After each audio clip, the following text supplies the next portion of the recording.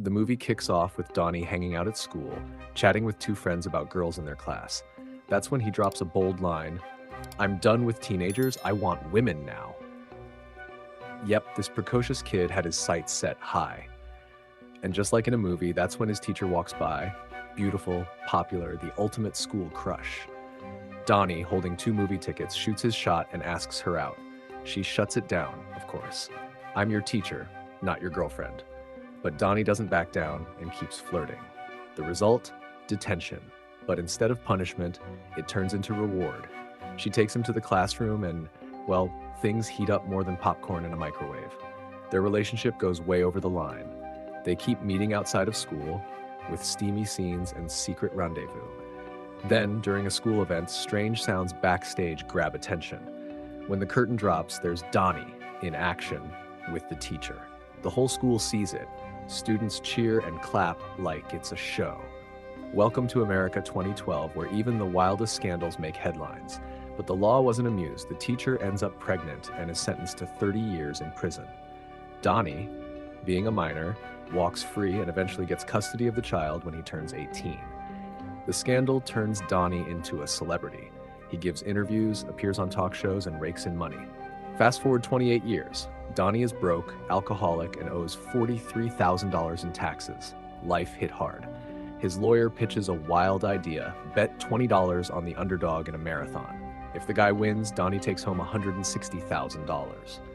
Sounds like something out of The Hangover. Meanwhile, Donnie tries to bounce back and reaches out to a producer he used to know. The producer agrees to help, only if Donnie reunites with his estranged son and ex-teacher for a reality show. Donnie finds out his son, now going by Todd, has told everyone his parents died in an explosion. Todd's about to marry Jamie, and the wedding will be at his boss's mansion. Donnie shows up unannounced, pretending to be an old friend.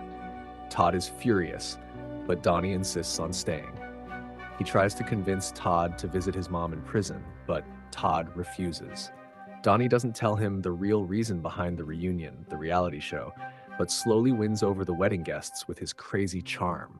Todd even starts to soften and agrees to see his mom, though Donnie tries to stop it.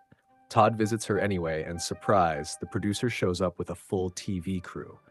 Todd flips out when he realizes it was all for the show. The deal falls apart, the producer pulls the plug, and the father-son bond shatters again. But here's the twist. Donnie catches Jamie, the bride, cheating with her own brother. She confesses to using Todd for social climbing. Donnie takes a $50,000 bribe to stay silent, but has a change of heart. "I can't screw over my kid again." At the wedding, Donnie drops the bomb in front of everyone. Jamie admits the incest and the lies. Todd breaks it off and, for the first time, calls Donnie Dad. Redemption achieved. The two hit the club with Donnie's buddies, and Todd even offers to pay his taxes. But Donnie refuses. Then the lawyer calls. The underdog is about to win the marathon. They all cheer and jackpot. Donnie gets the $160,000. This wild story gives off serious due date energy. So absurd you can't help but laugh and think, there's no way this would fly in real life. And yeah, the movie was loosely inspired by real-life teacher scandals in the US, but it cranked everything up to 11 and turned it into a full-blown outrageous comedy. Now, to be honest, I would never hit on a teacher at school like Donnie. Not just out of respect, but because, seriously, that would be a disaster. And I definitely wouldn't take a bribe to hide a cheating scandal like Jamie's. That moment when Donnie refuses the money to protect his son is, against all odds, pretty touching. One cool thing about this film is how it mixes scandal, redemption, and over-the-top comedy in such an extreme way that it creates its own unique kind of humor. Even in the middle of ridiculous chaos, it shows that broken relationships can heal if the person's ready to change and maybe bet on the right underdog runner.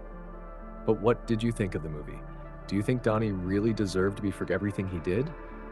Or was the ending a little too kind to him? Drop your thoughts in the comments. Don't forget to like the video and hit that subscribe button to support the channel. Thanks for watching. Take care, and I'll see you soon.